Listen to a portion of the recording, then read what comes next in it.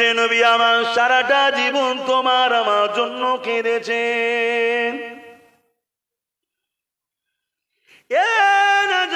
তরুণেরা সেই নবী পাককে মহব্বত করে ভালোবাসেন, সেই নবী পাককে চিনুন। কেননা নবীকে যদি চিনতে না পারি, রাসূলের গুরুত্ব মাকাম সম্মান যদি না জানতে পারি, হাজারো মসজিদ মাদ্রাসা বানিয়ে, হাজারো নামাজ রোজা করে, হাজারো হজ করে, দাঁড়িয়ে টুপি রেখে নাজাত কোনোদিন পাওয়া যাবে না। কেননা আল্লাহ পাক আমার নবী পাকে প্রেম আদবটাকে ঈমান বানিয়েছে। তাই নবী পাক বানিয়ে দিলেন আখেরি জামানাতে হাতে তালুতে আগুন রাখার থেকে ঈমান বাঁচানোটা আরো কষ্ট হবে। হাতে তালুতে আগুন রাখাটা কত কষ্ট, তার থেকেও বেশি কঠিন ও কষ্ট হয়ে যাবে ঈমানটাকে বাঁচানো। কেননা তোমার আমার অর্থতে, তোমার আমার গ্রামেতে, তোমার আমার এলাকাতে হাজারো মাদ্রাসা মসজিদ তৈরি হবে, যাদের মাকসাদ হবে নবীর সাধারণ উম্মত উম্মতি গুণকে আল্লাহ নবীর মুহাব্বত আদব প্রেম থেকে সরিয়ে দেওয়া। তাই আজকে তোমাদের কাছে এই মেসেজটাই দিয়ে যায়, এই মুসিবত বালা থেকে, এই বিপদ থেকে, সংসার অশান্তি থেকে, অংশমান করে অর্থনীতি সমস্যা থেকে, রাষ্ট্রীয় সমস্যা থেকে এই যদি সমাধান পেতে চাও, এর উপায় হলো একটাই, নবীর ওপরে মুহাব্বতটা বাড়াও, নবীর আদব সম্মান হৃদয়ে বাড়াও। কারণ এটাকে ঈমান বলে। ঈমান যার যত মজবুত হবে আল্লাহ পাকের সাহায্য সে তত বেশি পাবে। আরো জোরে বলুন সুবহান।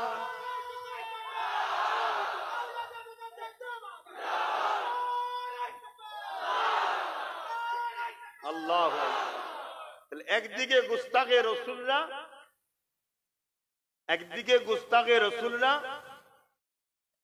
বিদেশি অর্থ দিয়ে হাজারো মসজিদ মাদ্রাসা তৈরি করছে, আর আমরা যারা রাসূলকে ভালোবাসি আমাদেরও কম্পিটিশন করে, আমাদেরও প্রোটেকশন তৈরি করে, তাদেরকে জবাব দিবার জন্য কারখানার দরকার আছে না নাই? জোরে বলবেন। আর এর বিনিময়ে আমরা আখিরাতে জান্নাতের আল্লাহর কাছে আশা রাখবো। জোরে বলুন ইনশাআল্লাহ। সেই কাজ করতে আমরা বসেছি, তাই তো নাকি?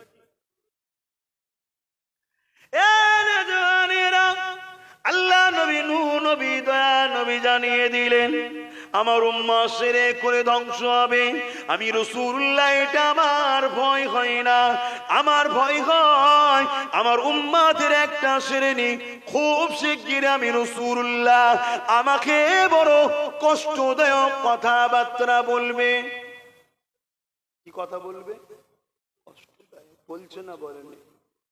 বলছে, বলে।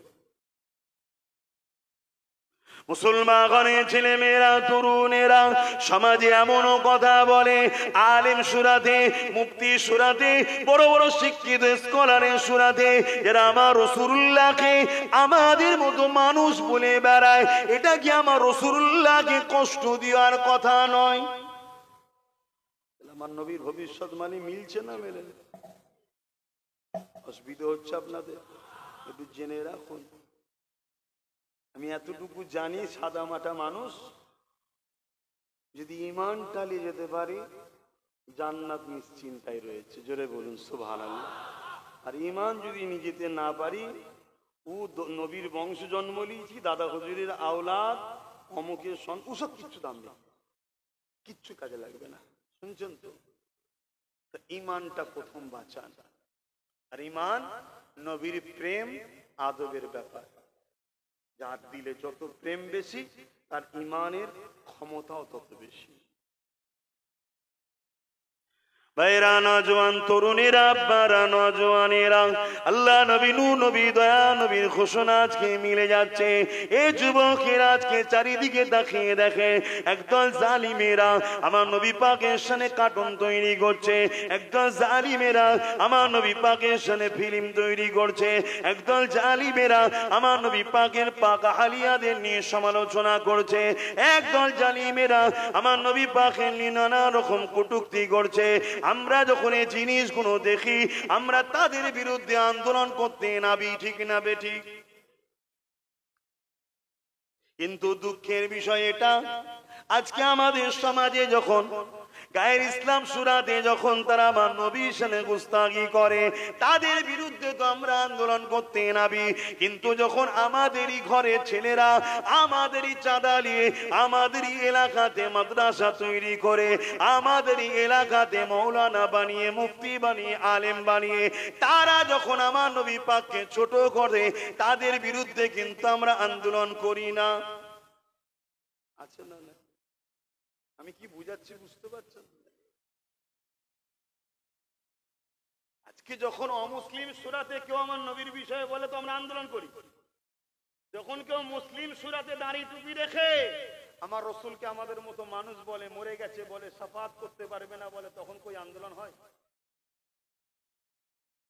কিছু বুঝতে পারছেন?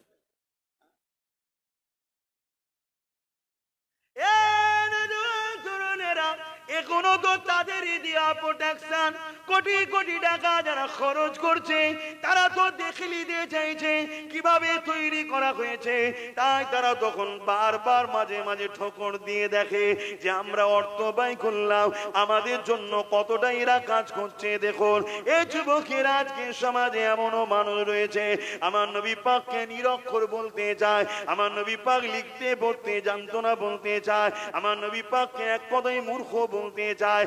মনে রাখবেন এই কথা যখন গায়ের ইসলাম কালকে বলবে মুসলমানদের নবী মূর্খ ছিল, তখন তুমি আমি তো আন্দোলন করতে নামবো। কিন্তু আজকে মুসলিম সূরাতে মুখে দাঁড়িয়ে রেখে মাথায় টুপি দিয়ে আজকের বক্তা যখন কথা বলে বেড়ায়, কখন তোমার আমার তো আন্দোলন হয় না। নবীর প্রেম আদব একে বলে না।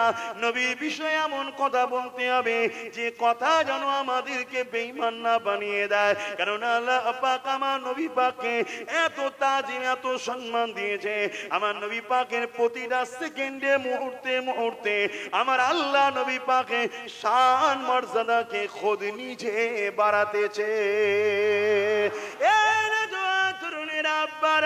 আমি আপনি নামাজ পড়ি, আমি আপনি রোজা রাখি, আমি আপনি হজ করি, আমি আপনি দান খায়রাত করি, আমার আল্লাহ পাক তো নামাজ রোজা হজ যাকাত করে না। তাহলে আল্লাহ পাক কি করে? ইমাম বুখারী জানিয়ে দিতে লেগেছে ইন্নাল্লাহা ওয়া মালাইকাতাহু, এই আয়াতের তাফসীরে বলতে লেগেছে নিশ্চয়ই আল্লাহ পাক তিনার হাবিবের উপর দরুদ সালাম পাঠায়।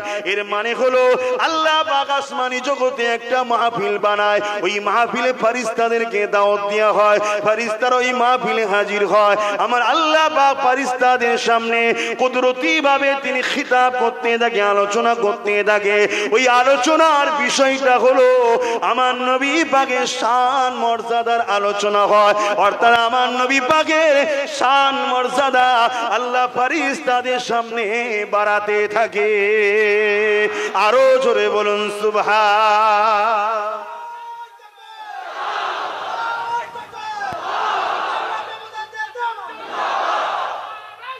আল্লাহ। তাহলে আজ যদি আমরা নবীর শান মর্যাদা নিয়ে আলোচনা করি, এতে আল্লাহ খুশি হবে না বেজার হবে? কেন আল্লাহ নিজে করেন। ইমাম বুখারীর কথা বলছি বাপ, আমার কথা নয় এটা। আজকে সেই নবীকে শান মর্যাদা আরে আল্লাহ বাড়িয়েছে, দ্বিতীয় বাড়াবার তো কেউ নাই। কেন বাড়াতে গেলে বড় হতে হয়, বাড়াতে গেলে বড় হতে হয়। আমি যদি আমার আব্বা শান মর্যাদা বাড়াতে যাই, এটা গুরুত্ব হবে না, কেন আমার বাপ আমার থেকে বড়। কিন্তু আমার বাপ যদি আমার তার বিষয়ে কিছু বলে, কিন্তু আমার একটা মাকাম বাড়বে, সম্মান লোকের কাছে গুরুত্ব বাড়বে, ঠিক না বেটি? বড়। তাহলে নবীর মাকাম, নবীর শান পৃথিবীর কোন মানুষের ক্ষমতা নাই বাড়াতে পারে। বাড়াতে গেলে বড় হতে লাগে। আমার নবীর শান মর্যাদা প্রতিটা মুহূর্তে যিনি বাড়াচ্ছেন তিনি নবীর থেকে বড়। তিনি কে?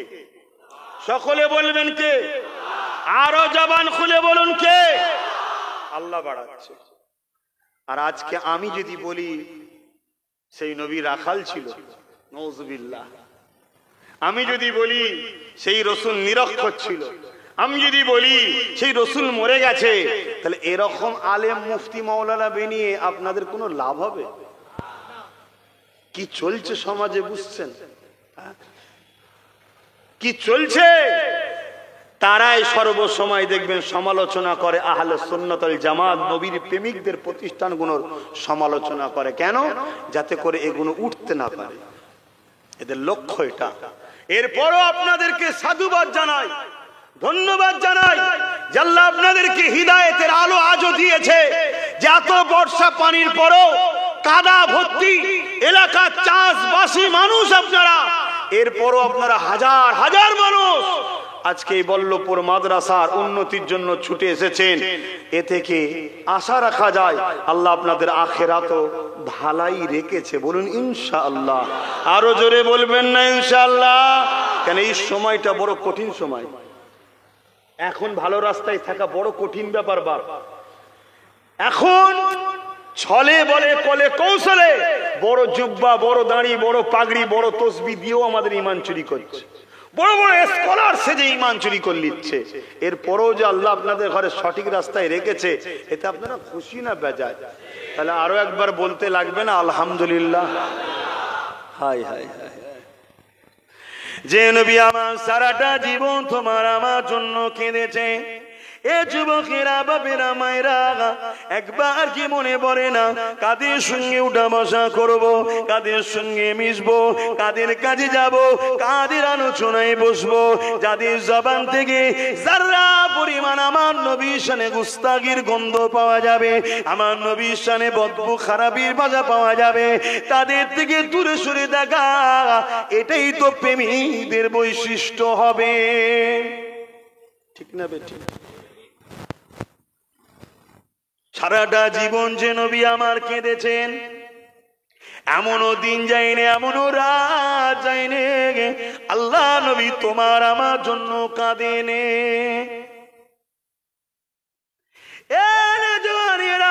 শিশুবেলা থেকে নিয়ে আল্লাহ নবী যখন দুনিয়াতে দুলছেন, তখনও তোমার আমার জন্য কেঁদেছেন। আল্লাহ নবী সংসার জীবনে এমনও দিন গেছে নবী আমার পেটে পাথর বেঁধেছে, তথাপিও নিজের পরিবারের খানার জন্য কেঁদে দোয়া চেয়ে, তথাপিও তোমার আমার জন্য কেঁদে দোয়া চেয়েছে। আল্লাহ নবীর জীবনে এমনও দিন গেছে ইমামে হাসান হোসেন হুজুরগণ তিনারা ক্ষুধার্ত রয়েছে, এই দেখে নবী আমার সবর করেছে, তথাপিও তিনি কেঁদে কখনো দোয়া চাইনি। কিন্তু যখনই কেঁদেছে জবান দিয়ে বলেছে, আল্লাহ আমার উম্মাত উম্মাতিদেরকে ক্ষমা করে দি, আল্লাহ আমার উম্মাত উম্মাতিদেরকে মাফ করে দি, আল্লাহ আপনি আমার উম্মাত উম্মাতিদের উপর আযাব দেবেন না। আল্লাহ নবীর পুরো জীবনটা দেখলে নবী আমার তখনই কেঁদেছে, উম্মাত উম্মাতির জন্য কেঁদেছে। একদিনের কথা, নবী আমার আল্লাহ পাকের কাবা শরীফ তওয়াফ করতে গেলেন, ওই কাবা তওয়াফ করতে করতে নবী আমার কাবার সামনে সিজদায় পড়ে গিয়ে চোখের পানি ফেলে কাঁদে। আল্লাহ পাক জিবরাইলকে জানিয়ে দিলে, এ জিবরাইল জলদি করে যান, আমার হাবিব কেন কাঁদে জিজ্ঞাসা করে। আল্লাহ তো সবই জানে, জিবরাইলকে জানাতে চেয়েছে। এই আল্লাহ পাক জিবরাইলকে পাঠালে, জিবরাইল চলে এসে আল্লাহ নবীকে সালাম দিয়ে বলতে লাগলে, ইয়া রাসূলুল্লাহ, হাবিবাল্লাহ, হুজুর আপনি কেন কাঁদেন? আল্লাহ পাক জিজ্ঞাসা করেছে। আল্লাহ নবী মাথা তুলে বলল, জিবরাইল রে, আমি কেন কাঁদি আল্লাহ সব জানে। যখন তোমাকেও জানাতে চেয়েছি, জিবরাইল শোনো, আল্লাহ পাককে জানিয়ে দেন আমি রাসূলুল্লাহ এই জন্য কাঁদি। অন্যান্য নবীর উম্মাত উম্মাতিরা তারা অন্যায় করার জন্য, নবীর নাফরমানি কাজ করার জন্য আল্লাহ তাদের উপরে আযাব গজব দিয়ে ধ্বংস করে দিয়েছে। যেমন সাদ জাতিকে ধ্বংস করেছে, এমন করে সামুদ জাতিকে ধ্বংস করেছে। আমার উম্মাত উম্মাতিরাও আমি রাসূলুল্লাহ আমার নাফরমানি করে বেড়াবে, আল্লাহ যেন তাদের উপরে আযাব গজব দিয়ে তাদেরকে ধ্বংস না করে দেয়। আমি রাসূলুল্লাহ আমার উম্মাত উম্মাতির নাজাতের জন্য কাঁদতেছি। আরো জোরে বলুন সুবহান।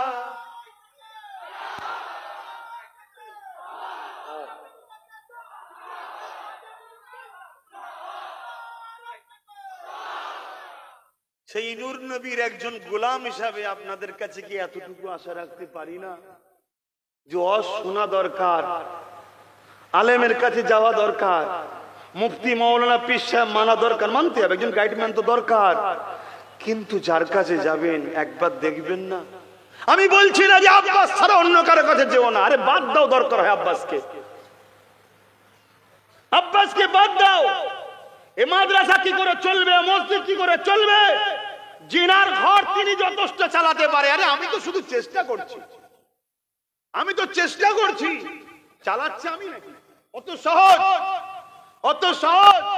জিনার ঘর তিনি যথেষ্ট। জানেন না কাবাকে ভাঙতে এসেছিল আব্রাহা বাদশাহ, নবীর দাদু কি বলেছিল? এই জানেন না? জানেন না? এইদিকে দেখুন, বড় দুঃখ তো আজকে, বড় আফসোস, যে মুখে নবীর কলেমা পড়ো, যে মুখে বলো নবীর উম্মত আমি, যে মুখে বলো নবীকে ভালোবাসি, সেই উম্মত হয়ে কাদের সঙ্গে উঠা বসা করো, কাদের কাছে যাও, কাদের সঙ্গে দল করো, কাদেরকে সহযোগিতা করো, একটু আমাদেরকে ভাবার দরকার আছে না? নাই? একটু ভাবেন। আমি আপনাদেরকে চেষ্টা করছি, আমার মিশন আপনাদের ঘরে নবীর সঙ্গে জুড়ার চেষ্টা করছি, চেষ্টা করছি। আমি আমার লাইফে যেটাই করেছি উদ্দেশ্য কিন্তু আমার রাসূল নবী পর্যন্ত পৌঁছাবার চেষ্টা। আর নবীর পর্যন্ত যে পৌঁছেছে, নবী তাকে খাজা গরিবের নওয়াজ বানিয়েছে, গৌসুল আজম বানিয়েছে, মুজাদ্দিদ আল পেসানি বানিয়েছে, ফুরফুরা আবু বকর বানিয়েছে, হাত্তাকে সাহাবা সাহাবিয়া বানিয়েছে। জোরে বলুন সুবহানাল্লাহ। আর যারা নবীর কাছে পৌঁছাতে পারেনি, হতভাগা আকবর হয়েছে। জানেন না মুগলে আজম ছিল, চেনেন তো, নাম শুনেছেন তো?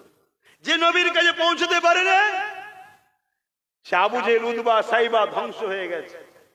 তাই আমি চাইছি আপনাদের সঙ্গে আমার একটা সম্পর্ক আছে। আপনাদের বাপ দাদু নানা নানি ফুফু ফুফা আত্মীয় স্বজন সব আমার মুজাদ্দেদ জামান, আমার বেটা জানের মুরিদ ছিল। তারা অস্বীকার করতে পারবেন? আওয়াজ দিয়ে বলুন, অস্বীকার করতে পারবেন? বাংলার কোন ইসলামের ঘরকে বলতে পারবেন যে ঘরে আলো আমার আবু বকর ছাড়া অন্য কারো জন্য গেছে? এই পূর্ব ভারতে যত মানুষ ইসলাম পেয়েছে, সব ইসলাম পাওয়ার মূল ওসিলা হলো ফুরফুরা শেখ জবানার মুজাদ্দেদ আবু বকর সিদ্দিক দাদা হুজুর পীর কেবলা। জোরে বলুন সুবহানাল্লাহ। আমি অন্য জায়গায় বলছি না, পূর্ব ভারতের কথা বলছি। হ্যাঁ, অন্য জায়গাতে আরো বড় বড় হাক্কানি ওলিরা আছে, অস্বীকার করব না। যেমন জোনপুরি দরবার আছে, কথা বোঝা আসছে।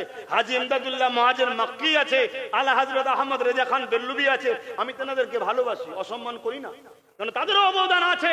কিন্তু সেই এলাকায়, কথা বুঝছেন না, বোঝেন না, এই এলাকায় এ বাগান আমার মুজাদ্দেদ জামান দাদা হুজুরের অবদান, রক্তকে পানি করেছে। আজকে মসজিদ বানাচ্ছেন বানান, মাদ্রাসা বানাচ্ছেন বানান, আলেম হচ্ছেন হন, সবটা দরকার আছে। কিন্তু দাদা হুজুরের সিলসিলার গোড়া তুলে দেবো, এই মেন্টালিটিও কিছু লোক করছে না, করে না।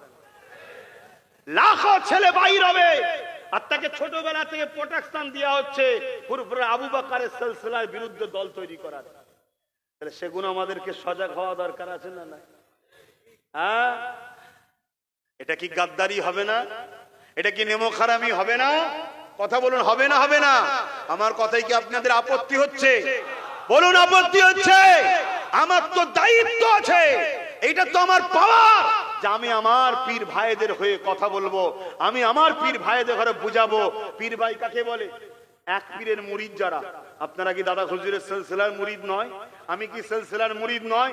আমরা ভাই ভাই, একে অপরকে বুঝাবো না? আজকে দাদা হুজুরের এই সুন্দর বাগানে ইহুদি খ্রিস্টানদের আকীদা প্রচার করা হচ্ছে, এমন এমন শিক্ষা প্রতিষ্ঠান হচ্ছে, ছোট ছোট বাচ্চারা সেখান থেকে বেরোচ্ছে, তাদের মুখের কথা নবীর গুস্তাগির বদবু বেরোচ্ছে। তাহলে কে তৈরি করলো বাচ্চাগুলোকে? এ কথা মাথায় ঢুকছে না? ঢোকে না? তাহলে আমাদেরকে বোঝা দরকার আছে না? নাই? খুব ভালো করে শুনুন, এই শিক্ষা প্রতিষ্ঠান আমি করিনি, ওসিলা আমি ঠিকই, কিন্তু সব কিছু ইশারা আল্লাহর। কথা মনে রাখবেন, মনে রাখবেন। কে আমার সাথ দেবে না দেবে আমি জানতাম না। আল্লাহ যাকে পছন্দ করেছে তাকে বলেছে দে। তাই দিয়েছেন। আমি কোনোদিন জানি না এই জায়গাটাই হাজ কিনে দেবে, আমি জানতাম।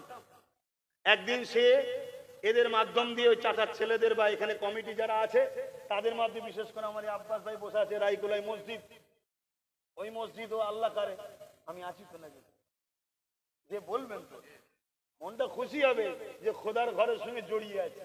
এটা নসিব আমার, এটা আমার নসিব যে আল্লাহ আমায় জড়িয়ে রেখেছে, পছন্দ করে। আজ কি আমার ঘরের সঙ্গে জড়া নাই, লাখো কোটি কোটি টাকার মালিক আছে যাদের পয়সা গানে যায়, যাত্রায় যায়, ফাংশনে যায়, নেতার পিছনে যায়, খোদার ঘরে যায় না। কেন? খোদার কপাল ওর ফাটিয়ে রেখে দিয়েছে। কিন্তু আমার কপালে আল্লাহ রেখেছে যেটা খোদার ঘরের সঙ্গে জড়িয়ে আছি, মাদ্রাসার সঙ্গে জড়িয়ে আছি। আপনাদেরও কপাল ভালো না খারাপ গো? জড়িয়ে আছেন না? নাই? আরে কিছু না হোক একটা ইটও তো জড়িয়ে আছে, এই আছে না, যার যেমন অবকাত আছে। আজকে আমার ওই ভাইটা সে পাশে দাঁড়িয়ে গেল, তাহলে কে করছে সব? দিনটা আমার না আল্লাহর? আল্লাহর দিনের কাজ আল্লাহ করিয়ে নেবে, কার দ্বারা করাবে সেটা তিনি ভালো জানেন, ঠিক না? কিন্তু আপনাদের সামনে পেয়েছি, আমি কি জাগাবো না, সজাগ করব না? হ্যাঁ, সজাগ করব না? করব না যে ভাই আমার ইমান বাঁচান, ইমান বাঁচান। অনেক কিছু ষড়যন্ত্র চলছে, আমার নবীর বিরুদ্ধে সামান্যতম খাটো করার মন মানসিকতার ভাষা যেখানে পাবেন সেই মুখ আর দেখলে হবে না। কথা বুঝছেন না বোঝেন না? কি গো সবাই বলুন না, বুঝছেন না বোঝেন না? হ্যাঁ একটু বুঝুন, একটু বুঝুন, না হয় কিন্তু আমাদের দুনিয়া বরবাদ তো হয়ে যাচ্ছে, আখিরাতটাও বরবাদ হয়ে যাবে। আল্লাহ বা কোরআনের মধ্যে জানিয়ে দিলেন, এ দুনিয়া মানুষেরা, তোমাদের গলার আওয়াজ যদি আমার রাসূলুল্লাহর গলার আওয়াজের উপরে উঠে যায়, আমি আল্লাহ তোমাদের জিন্দেগির সমস্ত আমলকে বরবাদ করে দেব। জিন্দেগি বোঝাবার জন্য বলছি, ধরুন 80 বছর বেঁচেছেন, 100টা মসজিদ বানিয়েছেন, 100টা মাদ্রাসা বানিয়েছেন, 60 বার হজ করেছেন, ধরুন এমন করে হাজারো গরিব মানুষদের বিবাহ শাদী দিয়েছেন, কিন্তু কোন একটা সময় আপনার কণ্ঠের আওয়াজ বা আপনার কণ্ঠ থেকে এমন কথা বেরিয়েছে যে কথাটা আমার রাসূলুল্লাহ শানে গুস্তাখিমূলক বা নবীর কথার আওয়াজের থেকে আওয়াজ উঠে গেছে, তাহলে আপনার জিন্দেগির সমস্ত আমলকে আল্লাহ বরবাদ করে দেবে। তাহলে ভেবে রাখুন, একদিকে 100টা মসজিদ বা 1000টা মসজিদ, একদিকে 100টা মাদ্রাসা বা 1000টা মাদ্রাসা, একদিকে আপনার 1000টা মন করে 70টা হজ রয়েছে, একদিকে তাহাজ্জুদ রয়েছে, নামাজ রয়েছে, আর একটা বার আপনার জবান দিয়ে আমার নবীর শানে একটু গুস্তাখিমূলক কথা বেরিয়ে গেছে, বা নবী পাকের শানে কোনো খাটো করার কথা বলেছে, বা গলার আওয়াজটা বেরিয়ে গেছে, আপনার সমস্ত আমলকে বরবাদ করে দেবে। তাহলে আমার নবী পাকের শান মর্যাদা, আপনার এই 1000 মসজিদ মাদ্রাসা বানানো, নামাজ তাসবিহ তাহলিলের থেকেও আমার নবীর শান অনেক বড়, অনেক বড়। আরো জোরে বলুন সুবহান। নবী চিনতে পারছেন তো নাকি? এইটাই তো কাজ। মাদ্রাসা কেন করা হবে? কোরআন শিখাবার জন্য। কোরআনটা কি আমার নবীর শান মর্যাদা শিখিয়েছে না শিখাইনি? হ্যাঁ, একটু হ্যাঁ কি না বলেন? তলা থেকে খুব ঠান্ডা উঠছে, তাহলে এত ঝিমিয়ে গেছেন কেন? হ্যাঁ কি না বলেন? নবীর শান মর্যাদা কোরআন শিখিয়েছে না শিখাইনি? তরুণেরা, আল্লাহ জানিয়ে দিলেন, মাতা কুমুর রাসূল ফাখুযুহু ওয়া মা নাহাকুম আনহু ফান্তাহু। নবী যা আদেশ করেছে মেনে নাও, নবী যা নিষেধ করেছে ছেড়ে দাও। অর্থাৎ নবী যেটা দিয়েছে ওটাকে নিয়ে নাও, নবী যেটা ছাড়তে বলেছে ওটাকে ছেড়ে দাও।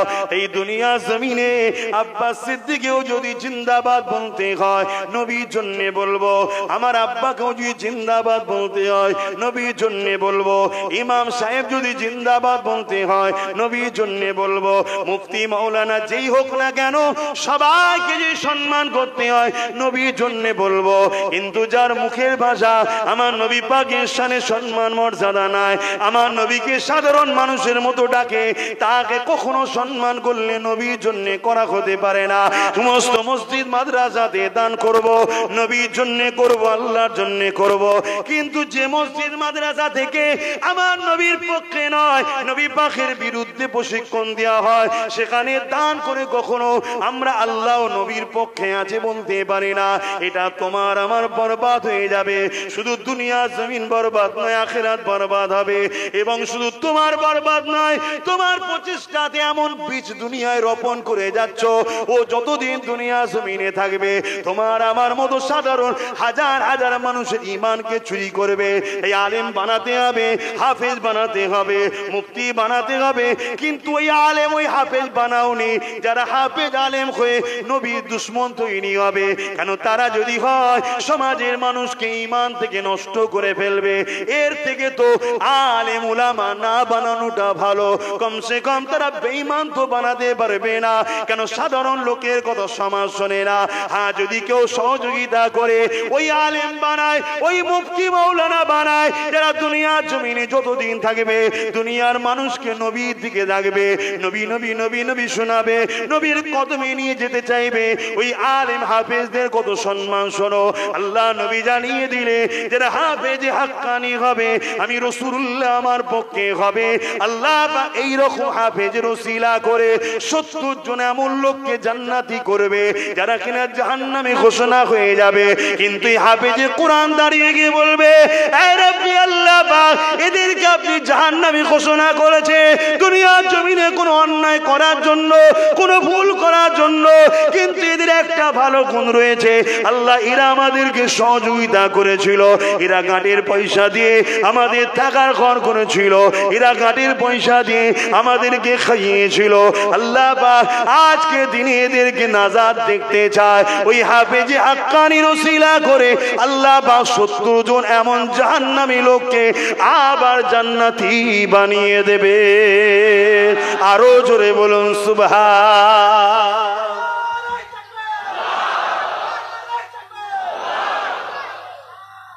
আল্লাহু আকবার। হাফেজ আলেম দরকার আছে না? কথা বলছেন না তো? আপনি হতে পারেন না, কিন্তু আপনার চেষ্টায় যদি দুটো ছেলে হাফেজ হয়, কিয়ামত দিন আপনাকে নেবে না? 70 জন জাহান্নামীকে যদি ঘুরিয়ে নিয়ে আসে, আপনি নেবে না? যদি বিশ্বাস থাকে আপনারা কামিয়াবি, আপনার বেটাও কামিয়াবি। যদি বিশ্বাস থাকে নবীর হাদিসের উপরে, শুনছেন না শোনেন না? তাহলে আল্লাহ আমাদেরকে ভালোবাসে না বাসে না? আমরা একটা হলেও ইট দিয়েছি না দিইনি? সামান্য হলেও দিয়েছি না দিই না? সামান্যটা কিন্তু এমন জায়গায় দিয়েছি, এটা অনেক বড় আল্লাহ করে দিয়েছে। জোরে বলুন সুবহানাল্লাহ। এটা তো হাফেজের কথা বললাম, আলেমের কথা শুনবেন না? আলেমের সম্মান কত শুনবেন না? আল্লাহ নবী জানিয়ে দিলেন, কিয়ামতের দিনে যখন জান্নাতীরা জান্নাতে চলে যাবে, জাহান্নামীরা জাহান্নামে চলে যাবে, আল্লাহ পাকের একজন আলেম বান্দা তারা এইভাবে দাঁড়িয়ে রয়ে যাবে। আর এক রাতের মধ্যে আছে আল্লাহ বা 3 শ্রেণীর মানুষকে বেহিসাব জান্নাতি দেবে। এক শ্রেণী হলো যারা আল্লাহর রাহে নিজের জানকে কুরবান করেছে, শহীদের মরণ হয়েছে, আল্লাহ তাদেরকে বেহিসাব জান্নাতি বানাবে। আর এক শ্রেণী হলো যারা আলেমদের ঘরে সহযোগিতা করে দ্বীনের জ্ঞানের সুব্যবস্থা করে দিয়েছে, আল্লাহ তাদেরকেও বেহিসাব জান্নাতি করবে। আর এক শ্রেণী হলো যারা আলেমে হাক্কানি। আলেমে হাক্কানি কাদেরকে বলে? বুঝাবার জন্য বলে দিয়ে যায়, যাদের হৃদয়ে দেখবেন মুখ খুললে নবীর পক্ষে কথা বেরো।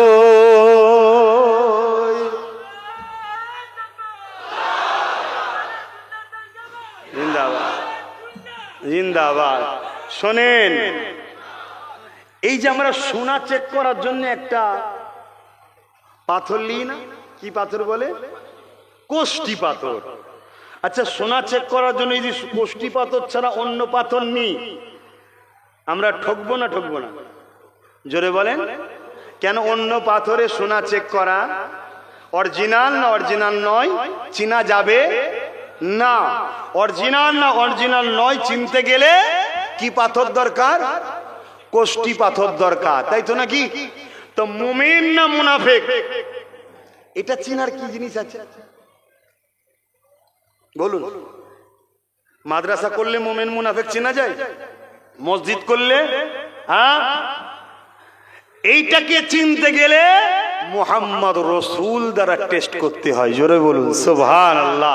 তাহলে আলেমে হাক্কানি না আলেমে হাক্কানি নয়, সাধারণ মানুষ জানার জন্য বলে যায় ফলো করুন ওয়াইজিনদের ঘরে, ফলো করুন ইমামদের ঘরে, ফলো করুন মুফতিকে, ফলো করুন পীর সাহেব পীরজাদাকে। কাউকে বাদ দিতে বলছি না, হাতটাকে আমাকেও ফলো করুন। আব্বাস সিদ্দিকীর 100টা জলসা শুনুন, শোনার পরে যদি দেখেন বেশিরভাগ জায়গায় 60 কি 70% জায়গায় নবীর পক্ষে কথা বলছে, নবী নবী করছে, সমাজকে নবী চিনাতে চাইছে, জানবেন সঠিক রাস্তায় আছে। যদি সে নবী ছেড়ে দিয়ে অন্যদিকে শুধু ঘুরে বেড়ায়, জানবেন এ কোরআন থেকে বেরিয়ে গেছে। কথা বুঝছেন না বোঝেন না?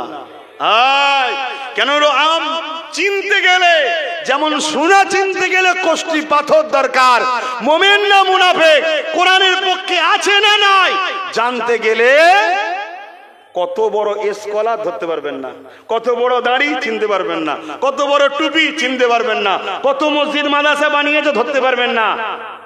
তাকে দেখুন ওই মাদ্রাসা ওই মসজিদ থেকে বা ওর বয়ান থেকে নবী বেরোচ্ছে কিনা। কথা বুঝছেন না বোঝেন না? অর্থাৎ নবীর পক্ষে কথা বলছে কিনা। এই শুনছেন তো আপনারা? অসুবিধা হচ্ছে? তাহলে বলুন দোয়া করে দিচ্ছি, চাকেই তো দেবো কি? তাবারু রেডি পুরো? এই তাবারু রেডি তো? কথা বলছে কমিটি কোথায় গেল? যারা দায়িত্ব আছে কোথায় গেল? বলুন অসুবিধা হয় ছেড়ে দিচ্ছি। কেন আমি এখনো রেস্ট পাইনি। শারীরিক দিক দিয়ে মানসিক দিক দিয়ে ঠিক আছে, কারণ নবী বলতে বলতে মরে গেলে আমার কপাল অনেক বড় হবে। অনেকের মাথায় ঢুকবে যে আপনি আল্লাহ আল্লাহ বললেন না কেন?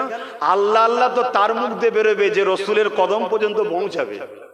আর নাই সারা জীবন আল্লাহ আল্লাহ করে অনেকে দেখবেন শেষ জীবনে শেষ হয়ে যায়। কেন? ওর নবী ছেড়ে দিয়ে ডাইরেক্ট ধরতে গেছে। আল্লাহ বলবে বুকা, আমি আল্লাহ হয়ে ডাইরেক্ট তোদের সঙ্গে কথা বলিনি। কি বলেছে? আমি আল্লাহ হয়ে ডাইরেক্ট তোদের সঙ্গে কথা বলিনি, কিন্তু আল্লাহর ক্ষমতা আছে না নাই? আল্লাহ চাইলে ডাইরেক্ট আমাদেরকে হিদায়াত দিতে পারে না পারে না? আল্লাহ চাইলে ডাইরেক্ট আমাদের বাড়ি বাড়ি কোরআন পাঠাতে পারতেন না পারতেন না? আল্লাহ চাইলে ডাইরেক্ট আমাদের হৃদয়ে তেনার জায়গা করতে পারেন না পারেন না? আল্লাহ বলছে আরে বোকা, আমি আল্লাহ হয়ে ডাইরেক্ট তোদের সঙ্গে কথা বলিনি, তোদের সাহস কি তুই বান্দা হয়ে ডাইরেক্ট আমার সঙ্গে কথা বলবি? সিস্টেমে আয়, আমার বন্ধুর কাছে আয়। দুনিয়া একটা সামান্য নেতার সঙ্গে দেখা করতে গেলে তার স্ট্যাটাস তার ভিআইপি মেনটেন করতে হয়। কি করতে হয় না হয় না? এই তোর জামাই এরকম কেন রে? তুই এরকম আল খাল্লার মতো বকছিস কেন? ভেতরে যে বেশি বকবি নি, তাহলে কিন্তু জেলে ভরে দেবে। কি বলে না বলে না? হ্যাঁ, সবকিছু স্ট্যান্ডার্ড বজায় রেখে কথা বলতে হয়। যিনি খোদ মালিক, দোনো জাহানের মালিক, সামান্য 1-2 পদ পেয়ে যদি তার এত এ হয়, স্ট্যাটাস বজায় রাখতে হয়। আল্লাহ তো কোরআনে 99টা পদ শুনেছি, অনেক হাদিসের কিতাবে আছে 3000-এর উপরে আল্লাহর পদ আছে, আনলিমিটেড পদ আছে। জোরে বলুন সুবহানাল্লাহ। তো সেই আল্লাহর সঙ্গে যখন জান্নাতে দেখা হবে কথা বলবেন না? তার স্ট্যাটাস, তার ভিআইপি, তার যে ক্যাটাগরি, এই ট্রেনিংটা নেবেন না? ওই ট্রেনিংটা দেবে কে? আমার মতো এলো খেলোগুলো নাকি? ওই ট্রেনিং একজনই দিতে পারে, যিনি দেখে এসছে, তিনি হলেন আমিন আল্লাহ। জোরে বলুন সুবহানাল্লাহ। তাই আমাদের সবার কাজ ধরে ধরে রাসূলুল্লাহর কদমে নিয়ে যাওয়া, আর নবী পাককে আল্লাহ পাঠিয়েছে ট্রেনিং দিয়ে নিয়ে আসেন, দেখা দেবো। জোরে বলুন সুবহানাল্লাহ। এই মুমিন না মুনাফিক চিনতে গেলে রাসূল দরকার। জোরে বলুন সুবহানাল্লাহ। নবীর